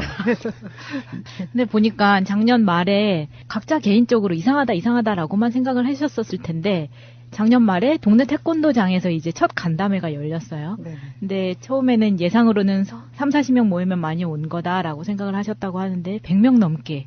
그러면 굉장히 사실은 폭발적인 반응이었다고 보거든요. 모두가 의심만 하고 있었다가 그래 이제 모여서 한번 얘기를 해보자 하니까 너무 많이 모여든 거잖아요. 그만큼 서로 의심되는 부분이 맞았다는 이야기잖아요. 어쨌든 이제 우리 연연마을 이제 주민들이 문제가 있다는 건 느끼면서 그 누군가가 나서주겠지. 그 누군가는 내가 안 나서도 누군가는 나서주겠지 하면서 그냥 이렇게 저한테 개인적으로만 이렇게 카톡을 통해서 문자를 통해서 이렇게 냄새 납니다. 문자를 이렇게 막 하고 밤 12시가 저희 12시 1시 그런 거 상관없어요. 근데 12시 1시에도 의원님이 이렇게 너무 냄새가 심합니다. 한번 이렇게 봐주십시오. 문자. 그때 또 이제 일어나서 이렇게 민원 제기하면 금방 또 민원 자체가 사라지는 거예요. 그런 형태로 어쨌든 한 7, 8년을 이렇게 지냈어요. 그리고 그러다가 이제 지금 비대위 어머님들도 저한테 개인적으로 이렇게 그 중에 이제 문자를 줘서 민원을 제기하는 어머님들이 이제 거기 끼어 있어요. 그래서 사실 제가 그랬어요. 저 연연마을 주민들한테도 화가 난다. 그래서 예 화가 나냐고. 그래서 제가 할 수 있는 건 하지만 주민들이 하물며 이렇게 많이 아픈 사람들도 있고 학교가 옆에가 있는데도 불구하고 학교 엄마들이 그 어떤 말도 하지 않는 자체는 잘못된 거다. 그 이유는 뭐라고 생각하세요? 네, 그래서 이제 학교는 어쨌든 학교도 뭐 교육청 뭐 공무원들이 불신이잖아요. 학교 선생님들도. 그리고 이제 거기 앞에 나와서 저기 운영위원을 하든 학부모 뭐 단체를 하든 어차피 선생님들 입장을 고려 안 할 수 없잖아요. 그러니까 아마 그쪽에 학교 자체가 움직이면 저는 제일 빠르다고 생각했어요. 그 전부터 뭐 시연하기 전부터도. 근데 그런 부분이 이렇게 다 묻혀가는 거예요. 그래서 어떻게 해서라도 그 제일산업 관련해서 민원을 제기한 사람은 뭐 설득을 하든 저도 수없이 아마 100명 이상 설득하러 왔어요. 개인적이 됐든 뭐가 됐든 이렇게 뭐 공무원을 통하든 제 지인을 통하든 수없이 오는 거예요. 나중에 알고 보면 제일산업을 이렇게 좀 그만해라 이런. 자본의 힘이죠. 보면은. 예. 근데 이제 그 엄마들이 그렇게 민원을 제기하길래 제가 그랬어요. 그럼 좀 한번 우리 연현마을에 아프신 분이나 학교의 아이들이 정말 피해를 입고 있는지 안 입고 있는지 좀 엄마들이 좀 한번 보십시오. 예, 이제 그렇게 그 엄마랑 둘이 카톡으로 이제 투닥투닥 한 거죠, 저랑. 그러다가 그분이 정말 내 의견이 맞는지 아마 확인한 것 같아요. 이제 이렇게 동대표나 다른 이제 분들한테. 그러니까 이제 개인적으로 사람들이 문제 있다고 보는데 정말 나서서 해야 되는 그 부분들은 그분들은 이렇게 조용히 있다는 걸 이제 그분이 알게 된 거예요. 그래서 이제 그 비대위를 구성을 해서 그분들이 지금 나와서 이렇게 하는 거예요. 아이고, 지금 맺히신 게 많아요, 보니까. 네. 지금요, 이 사건이 청와대 국민청원으로 들어가 있는데. 네네. 그 글귀랄까요, 문구가 상당히 정제되어 있고 체계적이고 논리적이에요. 네네. 그래서 시간이 좀 걸리겠지만 한번 통째로 읽어볼게요. 네네. 청와대에 가면 이 청원을 같이 동참하실 수 있습니다, 여러분. 자, 초등학교 옆 아스콘 공장, 이거 실화냐? 이런 제목의 국민청원입니다. 대기환경보전법 배출시설에 대한 신설 개정을 청원합니다. 유치원, 초등학교, 중학교, 아파트 단지에서 아스콘, 레미콘 공장까지 약 50에서 120m. 교육환경법 제1조, 제8조, 제9조에 의거하여 대한민국의 학생이라면 건강하고 안전한 환경에서 교육받을 수 있습니다. 하지만 연현마을의 학생들은 레미콘, 아스콘 제조업이 학습 환경에 나쁜 영향을 미치는 시설에 해당되지 않는 규정으로 인하여 법의 보호를 받을 수 없습니다. 대기환경보전법 제2조에는 심사, 평가 결과 사람의 건강이나 동식물의 생육에 위해를 끼칠 수 있는 물질로 국민건강관리, 보전을 위한 위해성 대기 감시 물질과 특정 대기 유해 물질을 구분하여 정의하였습니다.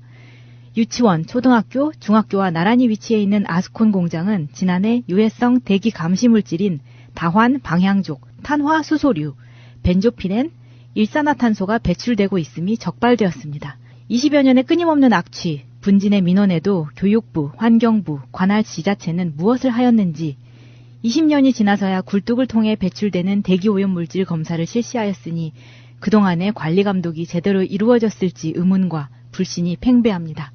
집집마다 아이들은 환경성 질환, 폐렴, 아토피, 천식 등으로 20세 이상 성인들은 중증 질환, 암, 뇌, 심혈관 질환 등으로 지속적인 진료를 받고 있거나 질환의 불안과 악화로 인한 불가피한 이사, 주거 환경의 열악하고 유해한 요인들로부터 행정기관의 도움커녕 무관심 속에 주민들 스스로가 소중한 가족과 함께 살기 위해 발버둥치고 있습니다.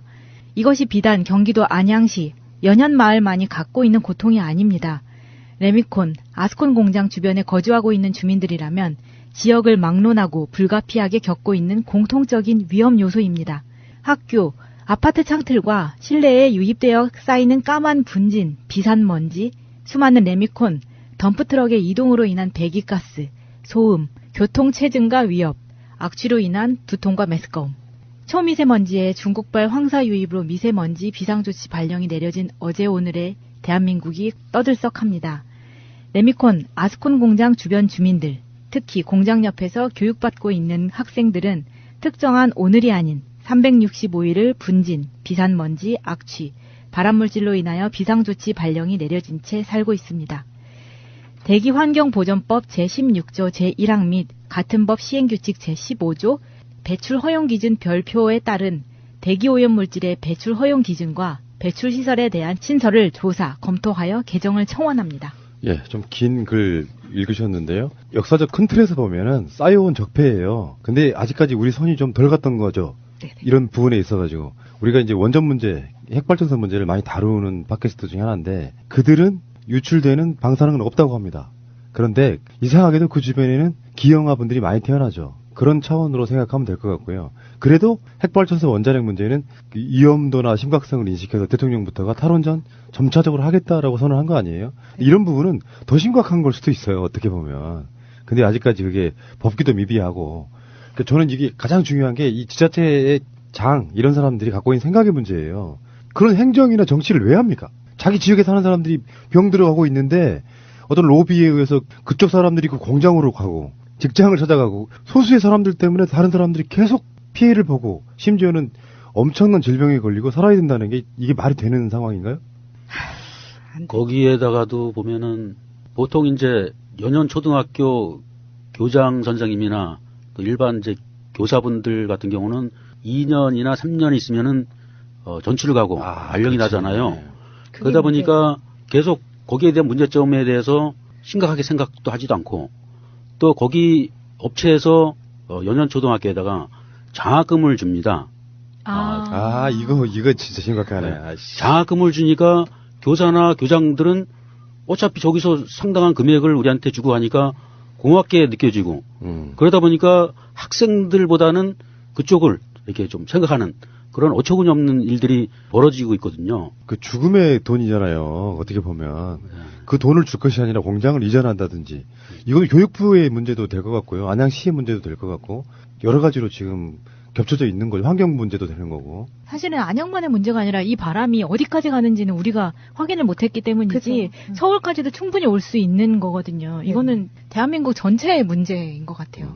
연연 초등학교 같은 경우에는 사실 2017년도에 저보고 지역 운영위원회를 좀 와서 해달라고 이제 그러시더라고요.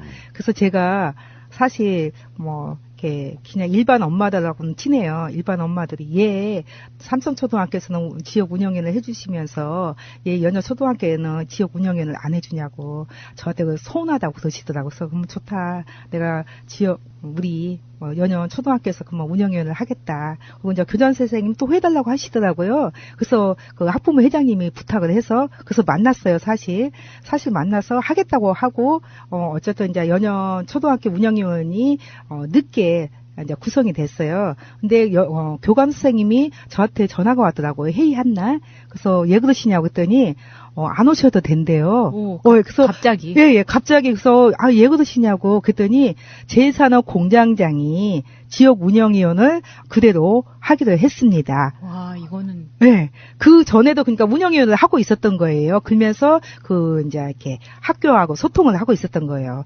장학금도 주고 기부금도 내놓고 그런 식으로 이렇게 한 거예요. 그러니까 제가 오는 게 두려운 거예요. 그래서 제3업에 그분이 오기 때문에 안 오셔도 된다. 그런 사람들의 특징은 정말 본인이 직접 당하거나 가족 중에 없으면은 계속 그런 식으로 이기적인 생각과 행동을 하는 거잖아요. 그런데 지금까지 나타난 그 연연마을로 이사를 오고 나서 주로 나타나는 연령대는 30대의 젊은 엄마들한테서 지금 나타나는 질병들이잖아요. 나오는 질병들이 보면은 다발성 유방 종양, 갑상선, 그 다음에 자궁 난소 적출, 백혈구 수치 감소, 결막염, 자궁 변형, 너무 여성 질환에 너무 직격탄인 거예요. 그런데 본인들이 직접 겪지 않으면 계속 그런 식으로 하는 거잖아요. 네네. 이런 부분이 너무 열받아요. 근데 사실은 지금 나타나는 게 엄마들한테만 나타나서 그렇다고 하지만 사실 아이들한테 더 치명적인 거고 학교 선생님들 중에 이 나이 또래 없을 수도 없는 거고 자기들도 충분히 걸릴 수 있는 건데 이건 너무 어떻게 그러니까 저는 이런 표현을 하고 싶어요. 국민을 개 돼지로 보는 거예요. 돈만 벌 수 있다면 왜 우리가 방사능 이야기할 때도 그러거든요. 가장 위험한 게 어린아이들하고 젊은 엄마들. 이게 다 연결이 돼 있는 부분이거든요. 이게 문제가 생긴다고 하면 이 정도까지 왔으면은 다른 건 몰라도 환경부나 교육부를 먼저 탓하고 싶진 않아요. 안양시에서 이거 벗고 나서서 해야 되는데 알고 보면 유착관계가 의심되잖아요. 네. 이건 좀 심각하다고 느껴지고 그러면서 힘없는 국민들이 아무리 소리 질러봐야 못 들은 척하고 초등학교에는 면피하려고 돈 좀 지어주고 이 방식으로 가면 되겠습니까 이게? 지금 그런 식으로 가고 있어요. 그래서 제가 이제 위에서 아무리 떠도 돼도 그게 이렇게 묻히는 거예요. 그러다 오직해야 이렇게 이제 제가 이제 도시건설 맡아서 하고 있거든요. 그러다 보니까 지금 보이는 거예요. 사실 저도 이제 재선이지만 처음에 사회복지를 전공했기 때문에 보이지 않더라고요. 근데 이제 도시건설 2년 하고 지금 사실 위원장을 맡아서 하다 보니까 도시계획 시임이나 그런 곳을 가요. 그 뭐 건축 허가나 인허가 관련해서 이렇게 법을 다루게 돼요. 그러다 보니까 제 산업이 법적으로 문제가 있다는 게 이제 보이는 거예요. 그걸 저한테도 계속 이거 의원님 합법적입니다. 이상 없습니다. 이건 당연히 이렇게 갑니다. 그리고 그렇게만 저한테 계속 말하는 거예요. 그러면 저도 그 말이 저 사실 인정해 주거든요. 집행부 공무원들도. 그러면 그분들 말이 맞다고 생각했어요. 근데 이제 이렇게 그렇지 않다. 지금 그린벨트법에 그 골재나 그런 걸 적재를 못 해요. 거기가 그린벨트로 돼 있거든요. 그런 게 법으로 걸린다는 걸 이제 이렇게 제가 인지하게 되는 거예요. 그래서 이제 현장에 가서 그런 걸 이렇게 말을 해서 부서끼리 이렇게 퉁치는 거죠, 이렇게 부서별로. 저 부서가 안 했기 때문에 안 됩니다. 그리고 또 제가 여기서 한 가지 더 말씀드리고 싶은 건 이제 지금은 행정이 보여요. 근데 부서별로 다 나눠져 있어요. 그 재산업 관련해서 한 부서가 아마 간화를 하면 그나마 좀 빠를 거예요. 근데 걸리지 않는 부서가 없어요. 다 부서. 그렇죠. 네. 맞아요. 부서가 다 이렇게 나눠져 있어서 한 부서 막으면 한 부서에서는 더 크게 허가내주고 또 한 부서 막으면 한 부서에서 더 크게 허가내주고 그래서 이렇게 더 번창하고 할 수밖에 없는 그런 계기가 됐더라고요. 알고 보니까. 피해를 당하는 분들은 네. 마땅히 어디에 제보를 해봐야 모른 척하고 경기도지사, 안양시장 그리고 일반 언론 다 책임이 있다고 생각이 들고요. 지금 현재 물론 이제 정권이 바뀐 지 얼마 안 됐습니다만 교육부나 환경부도 좀 신경을 좀 써야 되고요. 네네. 이게 공론화 시키기까지가 너무 힘들죠. 네네. 시간도 많이 걸리고. 네네. 증거 있어? 요 방식이잖아요. 네네. 지금 아픈 거. 네. 네. 근데 뻔한 거예요. 사실은 이 공장이 유해물질이 나오는 공장이면 어떻게든지 사람에게 영향을 줘요. 근데 지금 눈에 띌 정도로 환자들이 많아지고 더군다나 초등학교잖아요. 이게 시간이 걸릴 뿐 그 아이들 세월호 똑같은 구조에 있는 겁니다. 그렇게 나쁜 구조로 만들어지는 상황에서 모른 척하고 있다고요? 방송 들으시는 분들 중에 우리 지역에도 이 비슷한 문제가 있다 하시는 분들 저희 방송에 연락 주세요. 다 인터뷰를 다 해드리겠습니다. 이래서 바꿔 나가는 거거든요. 얼마나 억울하시냐고요. 아까 이렇게 인터뷰 초반에 울컥하신 게 그런 부분 때문이거든요. 혼자 싸우는 느낌. 네. 그런데 제도권에 있으니까 뽑아줬는데 너 뭐하냐 하고 계속 사람들이 힘겹게 하지만 사실 바뀔 수 있는 구조가 전혀 아닌 상태잖아요. 네. 앞으로도 고생 더 하셔야겠지만 같이 결합해가지고 우리 동네에도 이런 나쁜 공장 저는 좀 약간 그런 부분에 있어서 소위 빡치는 게 뭐냐면은 아이들을 갖고 그 짓거리들 하고 있다는 게 안양시 공무원부터 다 목 잘라야 됩니다. 바로 옆에 초등학교가 있으면 기준을 공장으로 볼 게 아니라 초등학교를 기준으로 봐야죠. 근데 지금은 사실 지금까지는 저희가 이렇게 말을 하면 의원님 지금 의원님이 말씀은 잘못하고 있습니다. 그래요. 제 앞에서도 혹시 왜 그러십니까? 그러면은, 거기 굴러온 돌이 박힌 돌을 뺀대요. 그냥 그게 무슨 말씀인가 했어요. 그랬더니, 제 사람은 있던 곳이었고, 지금, LG 빌리지는 그 후에, 입주를 했기 때문에 굴러온 돌이 박힌 돌을 뺀다. 그래서 제가 하는 말을 그랬어요. 그러면 좋다. 그러면 내밀권 자체는 인정해주겠다. 어쨌든 서울에서 이전해서 왔기 때문에. 근데 2002년도에 하물며 5월 달에 우리 LG 빌리지가 입주를 했는데 2004년 4월 달에 건설 폐기물, 폐아스콘, 허가 내주고 그럼 취소해라. 우리가 입주했으니까. 아이고, 참. 네, 그렇게 하니까 이제 굴러온 돌이 박힌 돌을 뺀단 말이 이제 사라지더라고요. 그러니까 공장도 있잖아요. 네. 본인들이 더 투자하면 분명히 유해물질 덜 배출시킬 수도 있고 여러 가지 방법을 취할 수가 있는데 그렇게 하면 돈이 더 들어가니까 그거 안 하려고 저러고 있는 거거든요. 투자해가지고 유해물질을 덜 배출하게 하는 것보다 이쪽 저쪽에 돈 비슷하게 조금씩 입막음하는 방식으로 가면 안 되는 거죠. 제가 제 딸 사례를 한번 잠깐만 이제 멘트를 해드릴게요. 제 딸이 이제 입주가 2001년에 이제 입주하면서 들어왔을 때 초등학교 1학년이었어요. 연년초등학교.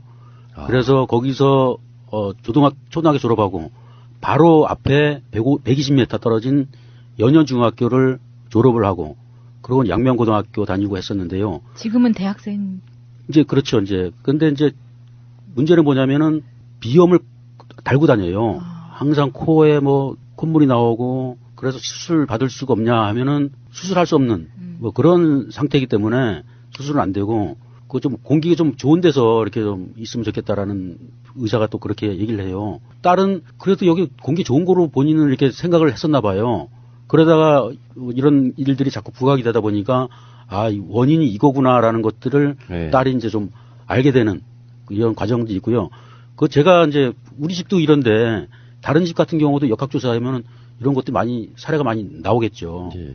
그래서 저는 이런 그 환경에 대한 문제는 그 전에는 뭐 개발 시대라고 해서 이제 이렇게 갈 수밖에 없었지만 이제는 환경은 그 사람의 그 저기 생명하고도 똑같다 보니 이제는 정부나 또 지방자치단체나 책임 의식을 갖고 공무원들이 솔선수범하고 또 시장이나 도지사 분들도 이런 부분들은 좀 역학조사를 해서라도 반드시 폐기되는 그런 것들이 돼야지 주민들이 안전하게 살 수 있다. 저는 그렇게 봅니다. 예. 제일산업에서는 뭐 비대위 어머님들한테도 굴고 저한테도 굴고 이전 부지만 되면 뭐 이전하겠다 하는데요. 사실 그 말씀이 안 가겠다는 뜻이거든요. 그건 10년 전에도 이전 부지만 했으면 가겠다. 뭐 4년 전에도 이전 부지만 가겠다. 근데 제가 보면 행정적으로 정말 그 합법적으로 일을 하고 있는지 안 하는지만 법적으로만 잘 이렇게 해줘도 그게 자기네가 스스로 갈 수밖에 없어요. 지금 지역이 10년 전과 지금 환경이 바뀌었어요. 주택지로. 그러면 거기에 맞게끔 행정은 가야 된다고 좀 보고 있고요. 또 특히 교육청 아이들이 지금 초등학교, 중학교 거기 바로 150m, 300m 안에 지금 들어가 있는데 그 교육청에서는 뭐 하고 있는지 좀 답답한 거예요, 사실. 그런 부분에. 예. 청와대 청원에서 보다시피 대기환경보전법 배출 시설에 대한 신설 개정이 중요하고요. 네네. 저는 초등학교만 있는 줄 알았더니 유치원, 초등학교, 중학교도 바로 근처에 있다는 사실을 좀 기억들 하시고요. 잘 싸우고 오셨고요. 뭔가 누군가가 굉장히 많은 부분에 있어서 싸워오면 언젠가 누군가는 알아주고 사람들이 이게 알려지면 어떤 바꿀 수 있는 가장 중요한 요건이 된다고 생각이 들고요. 네, 그 청와대 청원은 저희가 트위터나 공지로도 말씀드리겠지만 청와대 청원 사이트에 들어가셔서 일단 연현마을로 치시면은 초등학교 옆 아스콘 공장 이거 실화냐? 라는 그 제안으로 되어 있는 것에 서명을 해주시면 되시고요. 제가 아스콘으로도 한번 검색을 해봤더니 이미 강원도 같은 곳에서도 아스콘 공장 때문에 힘들고 고통스럽다라는 청원이 있는 걸 봐서는 이거는 전국적으로 또 확산되어야 할 일 같으니까 일단은 이 이슈부터 키우기 위해서 연현마을에서 올린 청원에 서명을 해주시면 감사하겠습니다. 알겠습니다. 이제 시작입니다. 지금부터는 정말로 공장이 이전하던가 법이 바뀌어서 그런 물질을 배출 못하게 하던가 여러 가지 방법은 있을 거라고 생각이 들고요. 힘들 내시고요. 다음에 좋은 결과가 있을 때 한 번 더 모시겠습니다. 고맙습니다. 네, 감사합니다. 감사합니다.